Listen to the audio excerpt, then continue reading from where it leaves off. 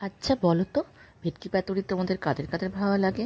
ভাবছো তো কেন এই অদ্ভুত কোশ্চেনটা করছি? কারণ পাতুরি তো সবারই ভালো লাগে। হ্যাঁ, পাতুরি তো সবারই ভালো লাগে।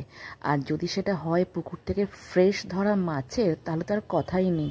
ওই যে দেখছো দূরে মাসি কলা পাতা কেটে আনছে, মাসি আজকে মাসিদের পুকুর থেকে ধরা ফ্রেশ ভেটকি মাছ এনেছিল, যেটার ওজন ছিল 1 কেজি 800।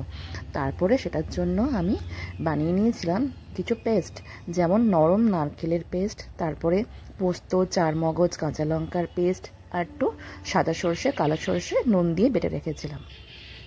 এর মধ্যে কিছুটা নুন নিয়েছিলাম, হলুদ নিয়েছিলাম, আর বেশি করে সর্ষের তেল দিয়ে ভালো করে মেখে তারপরে মাছগুলো দিয়ে দিয়েছিলাম।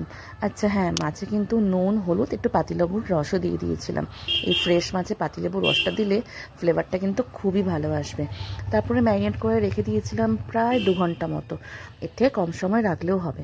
তারপরে এই কলা পাতাটা হালকা করে এইভাবে সেঁকে নিয়েছিলাম, যাতে র্যাপ করতে কোনো অসুবিধা না হয়। তারপর একটু সর্ষের তেল মেখে ওর ওপরে এই এক একটা মাছ দিয়ে, একটু এই মশলা দিয়ে, একটা করে কাঁচা লঙ্কা, সর্ষের তেল দিয়ে এইভাবে আমি এইগুলোকে রেডি করে নিলাম। এটা সুতো দিয়ে সবাই বেঁধে নেয়, কিন্তু আমি না খুবই অলস, সুতো দিয়ে আর বাঁধিনি। সেই বাঁধার সমস্যা, আবার খাওয়ার আগে খোলো। কিন্তু আমার এই পাতুরিটা যখন আমি এপিট ওপিট সেঁকছিলাম কোনোভাবেই বেরিয়ে যায়নি, তাই আমি এখন এইভাবে সুতোটা আর বাঁধি না, বড্ড জঞ্জাট।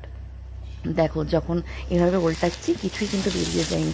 সুন্দর এপিট ওপিট প্রায় 20 মিনিটের মতো সেঁকে নিয়েছি, মানে তারপরে আর কি, গরম গরম ভাতের মধ্যে ভেটকি পাতুরি নাও আর খাওয়া শুরু করে দাও। আর সাথে একটু কাঁচা লঙ্কা একটু ডলে নিও, তাহলে কিন্তু জমে যাবে। কেমন লাগলো জানিও। বাই।